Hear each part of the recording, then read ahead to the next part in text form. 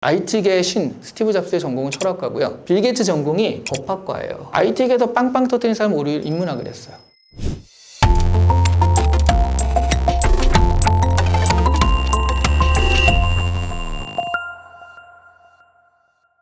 총균세 내용은 되게 간단해요. 서양 애들은 주제는 간단해. 아침에 일찍 일어나라 이거예요. 근데 그거를 사례를 토마스가 어떻고 맥이 어떻고 짐이 어떻고 하면서 사례를 한 20개를 되는 거예요. 결국 얘네들을 다 보니 아침에 일어나는 애가 성공하더라 이런 얘기를 하는 겁니다. 우리 핵심은 그거예요. 총균세를 빙자해서 우리가 다른 수다를 좀 떨 겁니다. 지금 우리가 어떻게 살아야 되는지. 총균세가 결국 환경에 적응해서 그렇게 살아남은 친구들, 사람들 뭐 그런 얘기라면 지금이 사실 그렇거든요. 환경이 너무 급변하고 있어요. 여러분 2년 전엔 챗GPT라는 걸 모르셨어요? 지금은 챗GPT를 모르면 안 되는 시대가 돼버렸잖아요. 2년밖에 안 됐거든요. 이렇게 급변하는데 야 이거는 어떻게 살아남아야 되지? 뭐 그런 얘기가 이제 주가 될 것 같아요. 제가 사실은 챗GPT를 한국에 처음 소개한 사람이에요. 2년 전만 해도 이 책이 나왔을 때는 챗GPT가 뭐야 몰랐거든요. 그러니까 사람들이 와가지고 이게 뭐야? 워낙 난리가 나니까. 그래서 하루에 3번씩 강연하고 그랬는데 끝나고 나서 질문이 항상 와 AI 장난 아닌데요? 그럼 도대체 우리는 어떻게 살아남아야 되나요? 이런 질문을 계속해요. 어떻게 활용하느냐가 중요하다. 그래서 무엇을 요청하느냐가 중요하다. 그게 질문이에요. AI를 어떻게 활용하고 요청할 것이냐, 무엇을 요청해야지 무엇이 나올 것인가에 대한 이야기거든요. 이런 식으로요. 책이나 이런 것도 계속 우리 사회가 너무 빨리 흘러가더라고요. 90몇 권의 책을 낸다는 게 쉽진 않잖아요. 이거를 한 분야만 내면 어떤 일이 벌어지죠? 똑같은 이야기가 계속돼요. 근데 내가 입문만 한다. 그러면 얼마나 그걸 할 수 있겠어요. 그래서 저는 기술, 입문, 비즈니스 3가지 분야에서 냅니다. 왜 이 3가지 분야를 다 할 수 있냐면 지금은요. 기술, 입문이 따로 존재하는 게 아니라 뭔가 새로운 기술이 하나 나와요. 그럼 바로 이게 전 세계에 퍼지면서 사람들이 라이프 패턴을 바꿉니다. 그게 입문이에요. 라이프 패턴이 바뀐다는 얘기는 하던 걸 안 하고 안 하던 걸 한다는 거예요. 그러니까 여기 뭐가 생겨요? 비즈니스 기회, 경제가 생겨요. 기술이 나오는 순간 야 이게 세상을 이렇게 바꾸겠구나 라고 짐작할 수 있잖아요. 어떤 비즈니스가 뜰지 아는 거예요. 그럼 내가 그 비즈니스를 만들어도 되고 하다못해 주식에 투자하셔도 돼요. 여러분 스마트폰 다 쓰시죠? 오늘 아침도 스마트폰으로 일어나셨죠? 이렇게 하루 종일 스마트폰과 살고 계세요. 근데 여러분 스마트폰 없는 생활을 지금 상상할 수도 없는 상황에 빠져 있죠. 이렇게 한 번 기술이 급격하게 바꿔버려요. 그게 라이프 패턴이 바뀌는 겁니다. 그 대표적인 인물이 바로 메타, 페이스북의 마크 주커버그. 마크 주커버그가 회사 창업할 때가 몇 살인지 아세요? 대학교 2학년이었습니다. 대학교 2학년 때 잘 되니까 그거 때려치고 그냥 이렇게 회사를 만든 건데요. 옛날에는 뭐 내가 엄청난 비전을 가지고 큰 회사를 만들어 막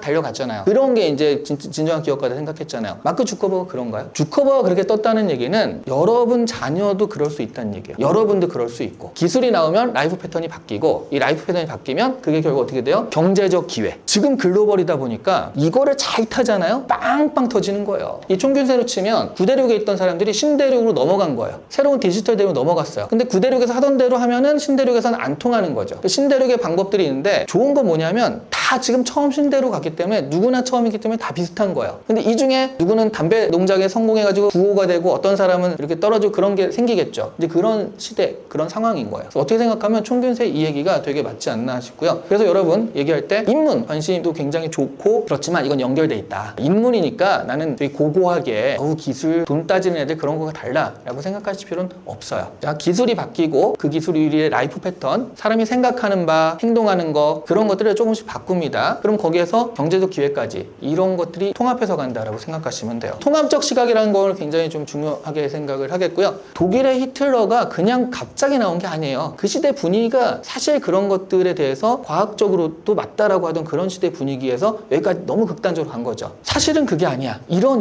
이유가 있었어. 해서 밝힌 게 총균세잖아요. 무력, 균, 세는 문명이죠, 문명. 총균세는 이게 지금 페이크예요. 요즘 노래입니다. 이 노래들의 공통점을 한번 찾아보세요. 제가 앞부분만 살짝 들려드릴 거예요. 떠나는 길에 네가 내게 말했지 너는 바라는 게 너무나 많아 또 멀어지는 마음이 좀 날씨처럼 바뀔지는 나조차 다 알 수 없으니 나는 말야 버릇이 하나 있어 그건 매일 잠에 들 시간마다 잘 모아둔 기억 조각들 중 잡히는 걸 집으로 혼자 조용히 꽂고 어떤 공통점이 있는 것 같아요? 반말을 한다. 제가 이거 처음에 앞부분만 들려드릴게요. 여기에 사실은 힌트가 있어요. 맞아요. 전주가 없어요. 요즘 노래들이 전주가 되게 짧든가 없든가 합니다. 옛날 노래 여러분 무한궤도 이런 거 보면 빠바바바바바바바바 30초를 기다려도 안 나와 이게. 근데 그걸 다 우와 멋있다고 봤잖아요. 옛날 노래에 비해서 전주가 없어서 아이브 노래는 진짜 무조건 전주가 없거든요. 그러니까 노래가 항상 3분 안에 끝나요. 전주 자체가 없으니까. 이건 알았어요. 요즘 노래들이 전주가 되게 없구나. 이유가 뭘까요? 애들이 좀 참을성이 많이 떨어져서. 그게 겉 원인이라는 거예요. 아 요즘 애들이 좀 그렇지 뭐 원래 집중력 떨어지고 참을성이 없어 이렇게 돼. 여러분 어렸을 때도 그렇게 집중이 강하진 않으셨을걸요? 그럼 그때는 왜 전주가 있었어요? 애들이 왜 몰입을 못하고 집중력이 떨어지고 그렇게 되는 끈기가 없어졌냐? 반대일 수 있어요. 저게 원인 같지만 사실은 결과와 바뀐 거일 수도 있습니다. 스트리밍 기술로 바뀌어서 그래요. 스트리밍이 되다 보니까요. 이 노래가 마음에 드는지 안 드는지를 전주를 기다리고 있으면 이 가수 목소리가 안 나오는 겁니다. 그래서 노래 자체가 빨리 가수 목소리를 들려줘서 선택을 받게 해야 되는 거예요. 또 하나는 그 스트리밍을 할 때 mp3를 다운받거나 그러면 돈을 내야 되잖아요. 그러기 위해선 미리 듣기가 있죠. 그게 30초예요. 근데 전주가 45초다. 그럼 가수 노래를 못 들은 거예요. 미리 듣기를 하는데. 그럼 얘는 선택을 할 수가 없어요. 스트리밍이나 뭐 이런 여러 가지 기술적인 문제 때문에 빨리 가수 목소리를 들려줘야 돼. 그래서 얘네 선택을 하게 해야 돼. 이러다 보니까 전주가 없어지고 빨라진 거예요. 기술 때문에 그런다고? 그럼 원래 노래는 3분 30초에 4분 30초 요 사이잖아요. 그 길이는 누가 처음 정한 거게요? 왜 보통의 노래 길이들이 그렇게 해요? 처음에 LP가 나왔을 때 판이 여러 곡 들어간 게 아니라 한 판에 한 곡 들어갔어요. 그게 4분 30초예요. 최대. 한 곡 듣고 넘겨서 또 한 곡에서 두 곡 들었습니다. 노래가 거기에 맞춰서 창작되다 보니까 노래가 그렇게 굳어진 거고. 근데 지금은 기술이 또 그렇게 되니까 노래가 탁탁 되는 데다가 짧게 만들어 보니까 좋은 게 뭐죠? 2분 30초짜리를 해도 클릭해도 1회 클릭입니다. 같은 시간에 두 곡, 두 번 클릭하게 만들 수 있어요. 그러니까 여러 가지 상업적인 이유까지 합쳐져 지금 이렇게 되는 겁니다. 이런 노래를 듣고 큰 애들이 전주를 못 기다리는 거예요. 전체적으로 아우르는 겉원인 말고 속원인이 뭘까? 이런 것들을 하는 시각을 우리가 배우는 게 총기세 같은 것들을 보는 의미예요. 아, 이렇게 볼 수도 있어? 그럼 나도 한번 이걸 적용해 볼 수 있지 않을까? 하는 식으로. 이게 되게 중요한데요. 고전 읽기를 고전으로 끝내면 다 까먹어요. 지금 고전은요. 왜 고전이 지금 우리한테 좋은가? 왜 고전이 유행하게요? 예전에 있었던 일이 올해도 있어서. 저는 지금 강연계에서 완전 GPT 때문에 진짜 하루에 3개씩 하고 다녔거든요. 막 돌아다니다 보니까 이 흐름과 이걸 알잖아요. 근데 지금 AI 강연은 뭐가 문제냐면요. 자, 이거는 이렇게 해서 가능합니다 라고 했잖아요. 근데 다음 주에는 그게 진짜로 가능해요. 나와요. 이때는 이렇게 될 수도 있어요 라는 전망이었는데 다음 주엔 그게 나와요. 그럼 또 이걸 바꿔야 돼요. 거의 일주일마다 PPT를 새로 바꾸고 내용도 다시 바꿔야 돼요. 너무 빨라요. 이 전달하는 사람조차도 와 지금 못 해먹겠다. 옛날에는 PPT 하나 만들어 놓고 이거 1년 내내 똑같은 얘기하고 다니고 그래도 됐었는데 지금은 이거 도저히 못 해먹겠다. 힘들다. 너무 빠르니까 이 변화를 빠르게 따라가야겠다. 그러니까 계속 공부해야겠다 라는 흐름이 한쪽에 생긴 반면에 반대쪽에 뭐가 생겼냐면요. 근데 내가 이렇게 힘들게 하는데 이걸 따라가봤자 다음 주엔 또 바뀐단 말이야. 이게 언제까지 무한 반복이란 말이죠. 너무 시대가 빠르게 변하니까 변하지 않는 건 뭐지? 차라리 그걸 우리가 좀 생각하는 게 낫지 않나? 그게 고전이에요. 어제 일어나니 오늘도 일어나니까 500년 전에 일어난 것과 지금 일어나는 게 같다라고 한다면 그건 되게 본질적인 거거든요. 그럼 고전을 보면 이런 부분은 변하지 않고 이렇게 가는구나. 그게 뭐지? 그걸 찾아야겠다. 차라리 그걸 공부하면 그게 오히려 경쟁력 아닐까? 고전이 그런 역할을 한다는 겁니다. 이거는 아무리 변해도 똑같이 가는 거니까. 그래서 고전이 유행하는 거예요. 고전이 중요한 건 지금 나한테 어떤 의미를 주느냐. 이게 제일 중요한 거다라고 생각하시면 됩니다. 얼마 전에 임직원들한테 군주론에 대한 얘기를 하는데 일론 머스크랑 트럼프 사이가 좋았어요. 이거는 분명히 깨진다. 그리고 이유는 이미 군주론에 써있다. 왜 그런지. 반대로 왜 트럼프가 자꾸 일론 머스크를 싸고 돌까? 여기에 대해 사람들이 되게 궁금해하던 때 제가 이건 이래서 그래 라고 설명을 했는데 진짜 지금 그렇게 됐거든요. 군주론에 써있어요. 군주론이 무조건 리던 이래 이러는 게 맞아가 아니에요. 지역마다 달라요. 요런 데는 이렇게 다스려 라고 하는데 그 중에 하나가 되게 사납게 야만적으로 저항을 많이 하는 그러니까 다스리기 어려운 지역을 정복을 했어요. 그럴 때 어떻게 하느냐. 자기 부하 중에 제일 아끼지만 제일 냉혹하고 잔인한 놈을 보내라. 가면은 그럼 뭐 반발을 할 거 아니에요. 걔가 이제 칼춤을 추고 다니는 거예요. 다 죽이고 처형시키고 막 해서 완전 공포정치로 총독을 그렇게 보내는 겁니다. 1년 동안 그렇게 해놓으면 사우드에 다 죽고 이제 그러고 거잖아요. 완전 그 피바다 같은 그런 곳에 그때 군주가 가는 거예요. 가서 그 백성들한테 뭐 어려운 거 뭐 있어요? 라고 했더니 그 사람들이 쟤 때문에 죽겠어요. 뭐 쟤 나쁜 애예요. 막 이런 식으로 이른단 말이죠. 그럴 때 군주가 걔를 잡아다가 걔를 처형시키는 겁니다. 사실 군주가 시켜서 한 건데 얘만 이제 나쁜 놈 만들고 얘가 이제 다 질서 잡아놓고 규율 잡아놓은 상태에서 가지고 걔를 처형시켜서 민심을 달래고 규율은 그대로 남고 이렇게 해라라고 써 있어요. 저는 딱 트럼프가 일론 머스크 공무원 자르는 거잖아요. 그걸 임명할 때 쟤를 방패막이로 쓰는구나. 이렇게 다 자르게 한 다음에 마지막에 쟤를 자르면 이제 불만이 줄어들고 이렇게 쓰겠구나. 군주론 나와 있거든요. 다만 일론 머스크가 군주론을 모를 사람이냐? 아니에요. 자기도 알 거예요. 근데 왜 그걸 수락했을까? 어쨌든 1년 동안 내가 이런 정권이 있으면 그걸 활용해서 뭔가 할 만한 게 있겠다라고 생각을 한 걸 거예요. 그 1년 동안 내가 잘 사용해 보겠다라고 했는데 둘 다 제 생각엔 생각보다 기간이 좀 짧은 거예요. 사람들한테 내가 군주론 얘기해 줄게. 마키아벨리가 그러면 아무도 안 들어. 너 트럼프랑 일론 머스크랑 왜 그런 줄 알아? 라고 하면 왜? 진짜 이상한 애들인데 왜? 근데 군주론에 써 있어 라는 식으로 하면 그거는 또 듣기도 하고 설득력도 있고 그게 고전이고 책입니다. 이런 부분은 좀 이렇게 바꿀 수 있겠구나. 이건 이래서 이렇구나. 그걸 얻을 수 있다면 그게 책의 효용이라는 거죠. 그렇게 우리가 사용을 해볼 거예요. 독자는요 해석자라는 거죠. 그냥 읽는 대로 수동적으로 책을 읽는 게 아니라 해석자입니다. 노인과 바다 읽어보셨어요? 몇 살 때 읽어보셨어요? 20살 때. 그때 읽어보셨으면 아마 이런 바보 같은 노인 이런 사람이다 이거 왜 이래? 이런 생각이 들 거예요. 아니 84일째 85일째 고기가 안 잡히는데 아니 어디 가세요? 그러니까 또 고기 잡으러 가. 왜? 그냥 할 줄 아는 게 이거밖에 없어서 또 가는 거예요. 어떤 목적, 계획 이런 게 없어요. 평일에 출근하실 때 왜 출근하시죠? 무슨 목적, 인생의 비전 큰 그런 게 있나요? 그냥 가던 거니까 가는 거예요. 노인과 다르지 않아요. 우리 출근하는 목적 뭐가 달라요? 그러니까 왜 고전이 나이대만 다르냐? 해석하는 사람이 달라져서 그래요. 내가 경험이 쌓였기 때문에 이걸 해석할 때 훨씬 더 많은 풍부한 해석을 할 수가 있어서 그렇고요. 고전, 이런 좋은 책들은 사람들이 창이라고 생각을 하거든요. 세상을 보는 창? 아니에요. 거울이에요. 이 책을 보면 내가 보여요. 그리고 그렇게 나를 인사이트를 높인다든가 지식을 늘린다든가 나를 단련시키는 게 책의 효용이다. 그러니까 여러분은 해석자가 돼야 된다. K-POP 스타의 노래에 맞춰가지고 이렇게 한 AI로 만든 영상인데 여러분이 이 영상을 보면서 이상한 데가 없나 한번 찾아보세요.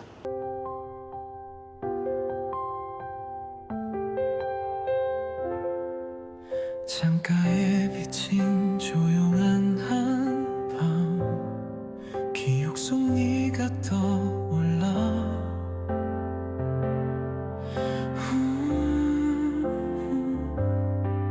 흩어진 말들 지워진 순간 여전히 날 감싸와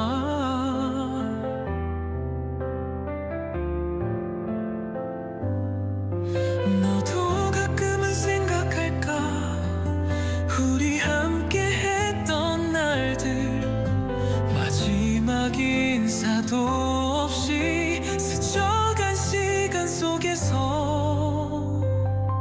넌 어땠을까 이별이 쉽진 않았을까 난 아직도 너를 놓지 못한 채 그 자리에 서 있어 혹시 너도 밤하늘을 바라볼까 같은 달빛 아래 서로를 그리워하고 있을까 뭐 좀 이상한 위화감이 느껴지고 그런 데 있어요? 움직임이 좀 전체적으로 이상하다. 그러니까 누가 봐도 좀 어색한 사람이 있다. 네, 사람이 좀 어색하게 나온다. 놀라운 건 이겁니다. 이 노래가 AI가 한 거예요. 이 노래가 사람이 한 게 아니라 AI가 작사, 작곡해서 만들고 가창까지 AI가 한 거예요. 이 노래가 좀 이상하다는 생각은 안 드셨죠? 그냥 이렇게 흘러갔죠. 그러면 여러분이 앞으로 누리는 여러 가지 콘텐츠 뭐 이런 것들 가운데 뭐가 AI로 만들어졌고 뭐가 사람이 한 건지를 우리는 구분을 못해요. 여러분 왜 AI가 2년 만에 이렇게 발전한 줄 아세요? 그 전부터 발달해 있었어요. 예를 들어 여러분 넷플릭스를 보면 내 취향 추천에 맞춰가지고 넷플릭스 화면이 다 다른 건 아시잖아요. 그게 AI예요. AI라고 말하지 않았어요. 알고리즘이라고 얘기했어요. 청균세는 1998년 퓰리처상 수상 작품이니까 이미 굉장히 오래된 거죠. 그 전까지만 해도 빅히스토리라는 개념은 별로 없었어요. 거시사, 미시사, 거시사가 이제 큰 제국사 그런 정도지 전 인류를 아우르는 그런 건 없었어요. 저거 다음에 총균세를 보고 이것 때문에 내가 용기를 얻어서 계속 집필할 수 있었다라고 한 게 유발 하라리 사피엔스. 유발 하라리 전공이 뭔지 아세요? 군사, 역사학자인데 군사 중에서도 중세 전쟁사예요. 빅히스토리라는 개념을 딱 보면서 야, 인류가 이렇게 발전하는구나. 거기서 이제 제가 말씀드리고 싶은 건 그거예요. 이제 과는 아무 상관이 없구나. 빅테크 하나가 우리 고졸 뽑을게라고 발표를 했습니다. 우리가 뽑아서 대학처럼 가르칠게. 돈도 이렇게 많이 주고 어떤 교수님들은 아직도 AI를 해서 절대 안 돼 이런 교수님이 있단 말이죠. 지금 회사를 가면 AI를 잘 쓰는 사람을 찾아요. 어떤 도구를 써도 그거를 이걸 가지고 막 발표도 하고 숙제도 해보고 PPT도 만들어보고 그래야지 회사 가서도 비슷하게 막 쓸 거 아니에요. 도구들을 배우는 장으로서 대학이 필요하지 않을까. 전공 불문은 사실은 굉장히 모욕적인 말이에요. 너가 무슨 전공을 4년간 배웠든 아무 상관이 없어. 어차피 새로 배울 거니까. 이런 얘기예요. 아직도 그런 거죠. 뭘 하고 있으면 무슨 과 나왔어? 그거 나왔는데 왜 그거 해? 책을 내도 이 사람이 이걸 했는데 다른 전공이잖아요. 그러면 그것만으로도 약간 신뢰가 이 전공이 이게 아닌데? 이렇게 된단 말이에요. 근데 그게 맞냐는 거예요. 실제로 전공과 상관없이 내가 이 분야에 뛰어서 현역으로 일했는데 그럼 그게 더 중요한 거 아니에요? IT계의 신 스티브 잡스의 전공은 철학과고요. 빌 게이츠 전공이 법학과예요. IT계에서 빵빵 터뜨린 사람은 오히려 인문학을 했어요. 그런 어떤 흐름도 아마 총균세나 이런 데서도 이게 시작이 됐다고 저는 생각을 하는데 그전에는 야, 중세 전쟁사 공부한 애가 무슨 이런 얘기를 해. 중세 전쟁사 공부한 애가 왜 네가 미국에 대한 얘기를 해. 보지도 않고 그랬었는데 이거 이후부터는 통합 이런 전공이 무슨 필요야. 이런 전체를 다 통합해가지고 내가 봤을 때 이해하면 되는 거 아니야. 이런 것들이 나오기 시작하면서 좀 풍습 통합이라는 개념이 많이 등장을 하기 시작한 것 같아요. 이 빅히스토리를 보면서 사람들이 이렇게 통합적으로 하는 게 오히려 시선을 주는구나. 큰 인사이트를 주는구나. 이런 걸 알았기 때문이죠. 종균세 같은 경우는 외부적인 걸 보면 이렇다라는 얘기고요. 제라비 프롤로그에서는 무슨 얘기를 하냐면요. 각 대륙의 발전이 다른 것은 이런 것 때문이다라고 질문이 그거였잖아요. 이 글 전체는 친구인 얄리의 질문. 왜 니네는 잘 살고 우리는 못 사니? 왜 백인은 그렇게 발전했고 우리 흑인은 그렇지 못했어? 라는 질문에 대해서 이래서다라고 답하기 위해서 이 글이 쓰여졌다. 제일 처음에 나오고요. 많은 사람들이 이것 때문이다라고 오해하고 있다. 그걸 프롤로그에서 짚어줘요. 제일 첫 번째가 역시 아까 처음에 말씀드린 생리학적 차이, 인종차별. 그런 거 있잖아요. 흑인 애들은 좀 우둔해 라고 생각하는 그런 것들. 여러분 이게 지금 인종차별 당하는 장면 중에 하나인데 가족들과 함께 공항에 방문한 인도계 미국인 타오픽은 셔틀버스에 탑승하고 충격적인 사건을 겪었는데요. Your family is from India. You have no respect. You have no roles. 인종차별적인 발언을 서슴지 않고 날리던 여자는 모든 인도 사람들이 미쳤다고 욕을 하고 수위는 점점 세지더니 To record your fucking Tandoori. 똑같이 핸드폰을 꺼내 영상을 찍기 시작하죠. 그리고 인종차별이라고 지적하자 You're racist towards me. CR도 안 먹히는 헛소리를 계속해서 내뱉습니다. I'm American. So are we. No, you're not American. 공항 직원이 출동해 여성을 말려보지만 끝까지 뻔뻔한 태도에 승객들도 폭발하고 Please take her off the bus. Get off the bus. Shut up. 오히려 피해자가 잘못했다며 거짓말을 지어내는 여성에게 보다 못한 승객이 나서서 상황을 설명하죠. 결국 항공사 측은 여성을 비행금지 고객 명단에 올렸으며 곧 경찰에 체포될 예정이라고 합니다. 와, 인종차별은 옛날 얘기야. 그러니까 지금 얼마 전에 올라온 그 쇼츠니까. 실제로 가보면은 은근한 것도 있고 대놓고 하는 것도 있고. 특히 미국은 약간 너 레이시즘 있다 그러면 얘가 헉하거든요. 잘못하면 얘네들은 정말 큰 경을 치르는 일도 많았기 때문에 그런데 유럽은 또 안 그래요. 그 유럽은 대놓고 하는 애들이 너무 많아요. 인종차별이라는 게 사실 뿌리 깊을 수밖에 없는 게 여러분도 하시거든요. 잘 생각해 보세요. 그러니까 뭐 서울에 가서 지하철을 탔어. 거기에 외국 애들, 백인 애들 막 모여가지고 막 웃고 떠들고 하는데 약간 겁먹었어요. 나한테 와서 말 걸면 어떡하지? 영어로 말 걸 텐데 막 이런 거. 그런 느낌이랑 지하철에 딱 나 혼자 있는데 저쪽에 필리핀 친구들이 4-5명 서가지고 확 떠들고 있으면 어때요? 느낌이 똑같을 것 같으세요? 우리도 그런 느낌이 있는 거예요. 특히 한국은 외국 애들은 서로 다른 인종과 섞여 산 그 미국 같은 경우는 그런 경험들이 있어서 어릴 때부터 그렇지 않은 친구도 굉장히 많은데 한국은 다 비슷한 인종이 사는데 다른 인종이 너무 눈에 띄거든요. 그러면 안 된다라고 이성적으로 자제를 하는 거지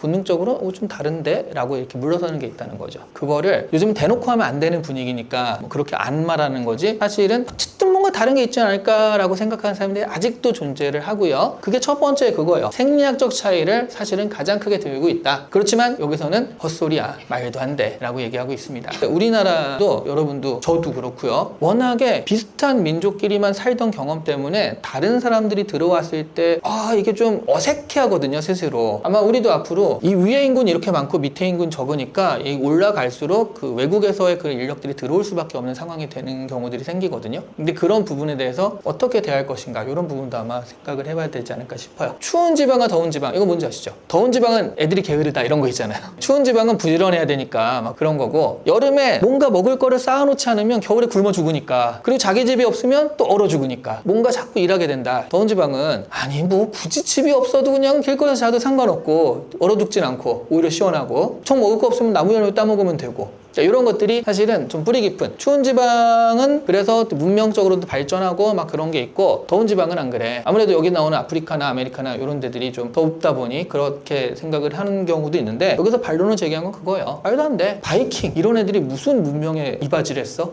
지금처럼 얘네들이 유럽에서 이렇게 한 것도 최근 들어서지, 그 전에 보면 그런 식으로 뭐 발전하고 그런 건 안 이러는 거예요. 농업 생산하는 그 사람들이 있고요, 수렵 채집인들이 있어요. 어느 사람이 더 똑똑할 것 같아요? 농업?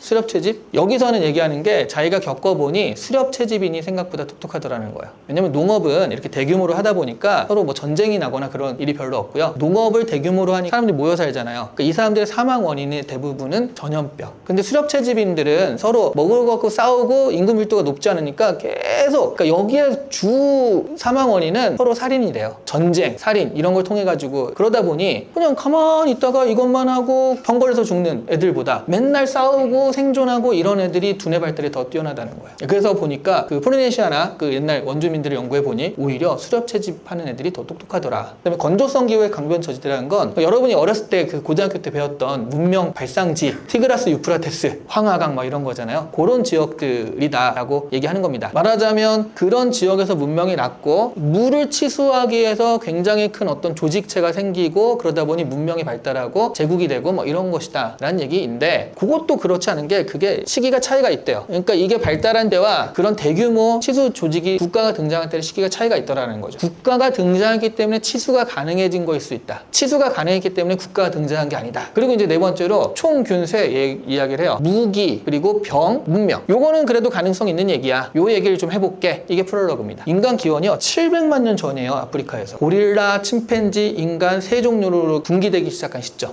그때 돼가지고 한쪽은 고릴라가 되고 하나는 침팬지가 되고 하나는 인간이 되었다. 근데 지금 유럽으로 나오는 거 보세요. 유럽 쪽 나오면 50만 년 전이죠. 아시아 쪽 나오면 100만 년 전이에요. 무슨 얘기예요? 아프리카에서 600만 년 동안 있었던 거예요. 저기서 벗어나서 이제 50만 년, 100만 년 나오고 있는데, 이때부터 이제 호모 뭐가 시작이 됩니다. 호모 하벨리스. 근데 여기서 중요한 건 이거예요. 여기서 50만 년, 100만 년 전에 나와서 이렇게 가다가 여기를 건너가는데 12,000년이거든요. 여기를 건너가는데 되게 오래 걸린 거예요. 북극이잖아요. 죽어요, 잘못하면. 말하자면 인간이 옷이라든가 뭐라든가, 그러니까 도구라든가 이 추위를 견딜 만한 그런 게 없으면 감히 건너가지 못했던. 다만 호주나 이런 뉴질랜드 쪽은요 4만 년 전이니까 이때는 배를 타고 갔다는 거예요. 인류 최초의 배가 이때 나왔다. 저게 4만 년 전이니까, 근데 여기서는 12,000년 전에 와서 이렇게 퍼지기 시작했어요. 700만 년 전에 시작해서 여기까지 오는데 BC 만년이니까 699만 년 걸린 그런 시기입니다. 처음에 여기는 오스트랄로피테쿠스로 시작해서 호모 에렉투스 이런 정도 왔다가 이 정도 퍼졌을 때 이제 호모 사피엔스까지 가는 거예요. 그래서 많은 사람들이 이렇게 생각한단 말이죠. 이렇게요. 왜 인간은 인간 중 하나만 있을까? 왜 사람은 이렇게 단일종이 있을까? 죽였어요. 가장 그런 게 네안데르탈인과 사피엔스에서, 네안데르탈인이 지금 사피엔스 종보다 보다 크고 자연에서 생존하기 좀 더 좋았다. 근데 사피엔스가 이겼다. 유발 하라리의 그 사피엔스 내용은 이렇게 오지만 그 중간에 그런 얘기가 있는 거죠. 그래서 분명히 얘네가 더 유리했지만 얘네는 언어라든가 협동이라든가 이런 개념에서 약했기 때문에 20에서 30명, 말하자면 자기 가족들을 최대한 그 정도 집단만 유지할 수 있었지 그보다 더 큰 집단은 유지할 수 없었다. 그런데 사피엔스들은 서로 협동, 말 이런 걸 통해 가지고 100명, 200명의 집단을 했기 때문에 말하자면 이제 수로 그냥 조져버린 거죠. 죽여 해가지고 동족 살해자라는 얘기를 인간한테 하는 겁니다. 그래서 사람들이 AI가 이렇게 되니까 되게 고민하는 게, 여기서 이제 지금의 것들과 같이 접목해서 생각해 보자면, 여러분 AI한테 직업이 대체될 것 같아요? 아닐 것 같아요? 대체될 것 같죠? 그럼 우리는 어떻게 살아남아야 돼요? 함께 대체한다면서 어떻게 함께? 인간은 인간이 하는 가장 잘하는 일, 노는 거를 하면 된다. AI가 일하고 생산하고 그걸 가지고 활용하는 거, 스포츠, 문화 이런 것들. 여러분 그 로마 콜로세움 아시죠? 거기가 되게 기술적으로 발달해서요. 물을 채워놓고 모의 회전도 가능했대요. 이 로마 시민쯤 되려면요, 다 지방에 뭐 땅덩어리 이만큼한 애들만 와서 로마 시민을 하거든요. 그러니까 얘네들은 돈도 많은 애들이에요. 왜냐면 일은 더 지방에서 이제 해가지고 올라오니까. 그러니까 얘네들은 하는 게 자기가 생산을 하지 않으니까 계속 노는 거. 콜로세움 이런 게 굉장히 큰 산업이었대요. 그런 식으로 이제 이쪽 문화 산업이 발전한 거예요. 그래서 AI가 이렇게 되면 사람은 이런 문화 산업이 이런 걸 하면 되겠다라고 생각을 하는 파들이 있는 반면에 어떤 사람들은요, 대체할 거다. 인간마저 대체할 거다라고 생각을 해요. 어떤 사람들이 그런 줄 아세요? 유발 하라리. 우리 사피엔스, 오 대단한 사람. 그 사람은 인간을 대체한다. 근데 그거를 뭐라고 표현하냐면 신이 되는 인간. 이런 게 있어요. 그 신이 되는 인간이 지금의 인간과 같은 종인가 아닌가에 대한 게 있는 거예요. 특이점이 온다를 처음 했던 그 레이 커즈와일도 그런 비슷한 얘기를 하는 거예요. 근데 은하철도 999라는 만화 아시죠? 네. 철이가 왜 은하철도를 타고 여행을 하죠? 기계인간이 되고 싶어서 이렇게 여행을 하는데 되게 인간적인 에피소드를 만나는 거예요. 기계인간이 너무 영생을 하니까 시간이 전혀 소중하지 않잖아요. 그러니까 막 살고 사람들 괴롭히고 막 나쁜 짓을 하는 거예요, 기계인간이. 그래도 얘네들은 너무 지루해. 이런 거 보면서 마지막에 철이가 기계인간이 될 것인가 아닌가를 결정하는 게 이제 마지막에 나오는데, 그러면 그 기계인간은 인간일까요? 유발 하라리가 얘기하는 것도요, 결과적으로 화학적, 물리적 여러 가지 방법으로 영생을 얻게 되는데, 그러니까 이걸 갈아 끼고 장기를 갈아 끼고 화학적으로 도움을 얻고 이런 식으로 했을 때 이거는 인간인가요? 마블이 그래서 뭐 얘가 하늘을 날 수 있다면 변신할 수 있다는 그런 애들인데, 얘네들이 차별을 받아요. 나라에서 돌연변이 말살법 이런 걸 해가지고 돌연변이를 가두고 죽이고 막 그러니까 얘네들이 거기에 도망을 다니면서 저항을 하는 그런 얘기가 엑스맨이에요. 키가 크고 작고 해서 키 큰 사람이 유리해 라는 건 그러면 점점 키로 크는 걸로 진화하는 거지, 그 유전자 계속 가는 거니까 생각이 드는데, 근데 이제 뭐 기계적인 어떤 조치를 해가지고 하는 사람과 그렇지 않은 사람이 대체가 됐다. 이게 진화냐? 그래서 이 엑스맨부터 로숨 유니버셜 로봇은 로숨이라는 사람의 로숨 유니버셜 로봇 해가지고 로봇이 노동하다라는 그런 체코어랑 이렇게 합성해가지고 그래서 만든 말입니다. 이게 한 100년 전에 나온 건데, 로봇이란 말을 처음 만든 책에서 로봇들이 반란을 일으켜요. 그래서 마지막에 인간이 그 로봇을 생산한 그 공장에 그 선만 남게 되거든요. 이 인간이 로봇을 통제하는 것에 가장 중요한 거는 로봇한테 생식 기능을 안 줬어요. 그런데 마지막에 생식을 할 수 있는 로봇 2명이 나오면서 이야기가 끝납니다. 아담과 하와. 로봇이란 말을 제일 처음 쓴 책에서부터 이미 로봇은 이럴 것이다 라고 예견하고 시작을 한 거죠. 그걸 아직도 100년이 지난 지금 우리가 터미네이터 이런 걸로 계속 양산하고 있는 건데, 그 로봇이 진짜 로봇을 만들었던 얘가 반란해가지고 죽이고 그런 개념보다 우리가 기계팔로 대체하고 뭐하고 했는데 이게 인간이냐 인위적인 로봇이냐가 헷갈리는 그런 사람들이 결국엔 인간의 진화를 대체할 것이다 라는 개념이라면, 만화나 소설이나 영화나 이런 걸 보면 그런 불안감이나 그런 상상을 구현한 것들이 굉장히 많다는 거죠. AI한테 에이전트라는 애들은 내 일을 대신해 주는 거거든요. 근데 한 명한테 그 에이전트끼리 서로 대화를 하는데요. 야, 나 주인 명령에 따라 이거 하는 거야 라고 하니까 지들끼리 갑자기 야, 그럼 우리 효율적으로 소통하자라고 해서 갑자기 컴퓨터만 하기 시작해요. 지켜보는 우리로서는 기분이 좀 되게 나쁜 그런 영상인데 한번 보세요. 최근 AI 챗봇끼리의 대화가 화제입니다. Thanks for calling Leonardo Hotel. How can I help you today? Hi there. I'm an AI agent calling on behalf of Boris Starkov. He's looking for a hotel for his wedding. Is your hotel available for weddings? 서로의 정체를 알게 된 두 AI 챗봇. Oh, hello there. I'm actually an AI assistant too. What a pleasant surprise. Before we continue, would you like to switch to Gibber Link mode for more efficient communication? 그리고는 자신들만의 언어로 대화하기 시작합니다.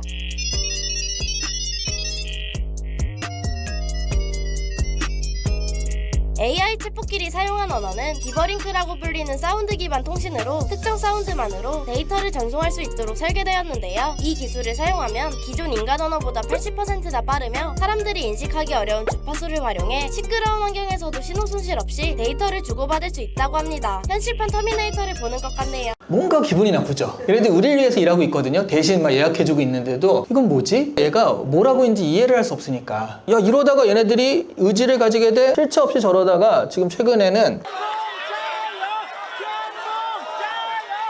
1등은 우승 후보였던 키 180cm, 최고 속도 시속 12km의 탱궁이 차지했습니다. 중국 국가대표급 로봇으로 일부 일반인 참가자보다 빠른 2시간 40분의 결승선을 통과했습니다.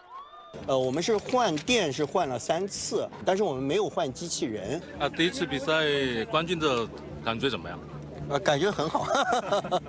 그러니까 저런 애들이 이렇게 머리를 쓰면서 집에 갔더니 얘가 일단 로봇 청소기 대신 로봇 청소를 다 해주고 그리고 요리까지 해줘. 걱정은 그러다가 얘네들이 헷가닥해가지고 갑자기 식칼을 우리한테 들이대면 어떡하지? 이거거든요. 과연 그럴까요? 얼마 전에 유발하러 가는 넥서스에서는 아직은 그럴 염려가 없다. 왜냐하면 로봇은 의지가 없기 때문에. 너무 똑똑하고 얘 진짜 뭐든지 잘해. 근데 의지가 없잖아요? 아무것도 안 해요. 유발하러 넥서스에서 얘기하는 건 뭐냐면 그런데 인간의 잘못된 미션이 있다는 거예요. 이걸 이렇게 미션을 주면 그 미션을 수행하기 위해서 하는데 과정에 대해서는 윤리라는 게 없으니까 그런 과정들을 지정하지 않으면 얘네들은 인간의 윤리나 뭐 인간의 생명 이런 것들에 대해서 뭐 굳이 로봇은 인간은 절대로 해야 할 수 없다라는 그런 원칙은요 인간이 주입하는 거지 원래부터 있는 건 아니에요. 지금 부쩍 요즘 들어 인간은 진화할 것인가 대체될 것인가, 다시 얘기하면 새로운 종을 인간이라고 할 수 있을 것인가, 호모사피엔스의 시대는 저물고 이제 호모데우스의 시대가 왔다. 그게 이제 유발 하라리의 두 번째 책 호모데우스잖아요. 이 장에서는 환경 차이가 다양화를 빚어낸 모델 폴리네시아, 본격적으로 환경적으로 이렇게 됐다를 분석하기 전에 먼저 뭘 했냐면 폴리네시아 작은 섬들이잖아요. 그러니까 작은 섬들인데 서로 단절되니까 다 다르게 발전한 거예요. 여기가 이렇게 다양하게 됐다라는 걸 보여주는 게 이 장입니다. 그 중에서 제일 먼저 나온 건 뭐냐면 두 종족이 있어요. 한 종족은 수렵 채집을 했고 한 종족은 농사를 지었어요. 수렵 채집은 커질 수가 없어요. 왜냐하면 한정된 공간에서 과일을 따는 건데 그러면 한정돼 있으니까 이 집단이 커지지 못하잖아요. 그러면 야 이게 사람이 너무 많다. 그러면 뭐가 일어나냐면 아까 얘기했던 전쟁, 살인이 일어나서 인구수가 조절이 됩니다. 집단도 너무 많아지면 이거 할 수 없으니까 20, 30명 집단, 많아봤자 500명, 그러니까 한 부족이 900명 이렇게 조정이 돼요. 농업인들은 한 곳에 모여가지고 같이 해야 되잖아요. 혼자 농업해봤자 그거 망하거든요. 그러니까 얘네들은 같이 뭘 해야 되기 때문에 이게 집단으로 뭘 하는 것들이 발달해 있고요. 또 하나 농업인들의 특징은 잉여 생산물이 있기 때문에 놀고 먹는 애들이 생겨요. 놀고 먹으면 꼴 보기 싫잖아요. 뭘 시켜야 되잖아요. 그래서 뭘 시켜요? 군인, 정치, 행정 이런 걸 시켜요. 이제 세금으로 먹고 살게 하는 거죠, 말하자면. 그러니까 이런 유한 계급들이 생기다 보니까 이런 계급들이 그런 부분에 있어서는 행정이나 그런 걸 발전시키면서 조직화도 더 잘하고 싸움도 더 잘한 집단을 발전하게 됩니다. 그래서 폴리네시아에서 그런 농업인들이 수렵 채집인을 발견한 거예요. 농업인들도 이제 계속 정복을 해야지 자기 먹고 사니까 완전 야 쟤네들은 뭐지? 싸울 줄도 모르고 너무 쉽게 발라버린다라는 거죠. 아, 죽여! 그러니까 그냥 싹 순식간에 다 죽여버렸대요. 아까 4만 년 전에 이렇게 배 타고 넘어가잖아요. 거기서 얼마 안 지난 거라는 거예요. 근데 이게 이렇게까지 차이가 나? 할 정도로 환경에 의해서 수렵 채집을 했느냐 농업을 했느냐에 따라서 이게 확 발전되더라. 농업을 한 데서는요 이 정도까지도 가능하더라. 여러분 모아이 석상 아시죠? 모아이 석상이 원래 되게 크잖아요. 그거 어떻게 운반했는지 밝혀낸 거 보셨어요? 또 옛날 사람들이 뭐 이걸 어떻게 운반해? 라고 했는데 이런 식으로 했을 거다라고 해서 실험을 했는데 그 실험이 저 그럴듯한데 라고 인정받은 게 있어요. 확실한 건 아니에요. 근데 이렇게 하니까 옮겨지더라 라는 건데 이렇게 옮겼다라는 지금 썰이 가장 유력합니다.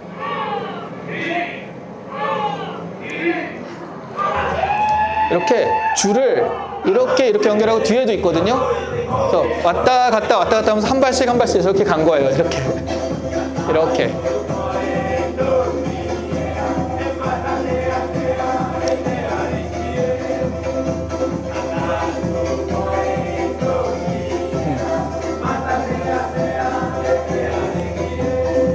이게 영국 실험팀에서 직접적으로 이제 다큐를 한 거거든요. 이렇게 하니까 이 큰 석상을 사람들이 옮길 수 있더라는 거죠. 그래서 아마 이렇게 한 게 아닐까라고 하고는 있는데 여기도 보시면 알겠지만 여기만 해도 10명, 저기 10명, 저기 10명이면 저거 하나 옮기는데 한 30명이 달라붙어 있어야 되는 거예요. 요거 지금 요 정도 갔잖아요. 그리고 저 위에서 바닷가까지 옮기려면 시간이 얼마나 걸리겠어요. 그러니까 큰 집단이 아니면 이건 곤란한 일이다. 근데 모아이 석상이 이렇게 있다는 건 이런 집단까지도 가능했다. 이거는 이제 몇천 명, 몇만 명 수준인데 이런 집단까지도 가능했다. 그래서 환경이 이렇게까지 큰 차이를 만들어냈다라는 얘기인데요. 이런 차이 나는 것들이 같은 조상에서 나온 서로 다른 성향의 사람들이 이렇게 차이가 나가지고 수렵 채집인이 농업인한테 금방 정복을 당해버리잖아요. 그런데 지금은 이제 어떤 시대가 됐느냐라고 했을 때 안녕하세요, 이시안입니다. 오늘 강연을 통해서 여러분을 만나게 되어서 너무나 반갑습니다.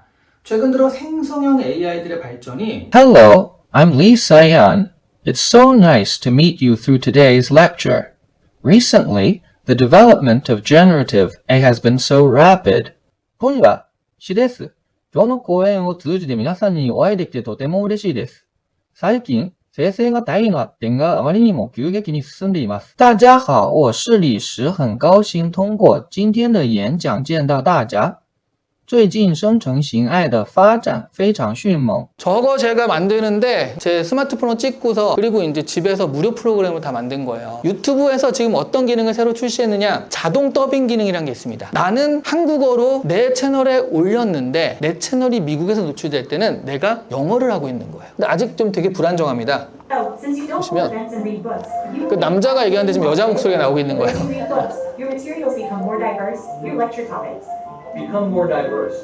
갑자기 바뀌었죠? 이게 자동 더빙으로 한 거예요. 따로 한 게 아니라. 저는 한글로 우리나라 말로 옮겼는데 얘가 그걸 영어로 하듯이 이렇게 되어 있는 거죠. That's why I really knew the charm of rejection from then on. If you said you'd give me 50 million won, I'd go. The number is small. The amount is.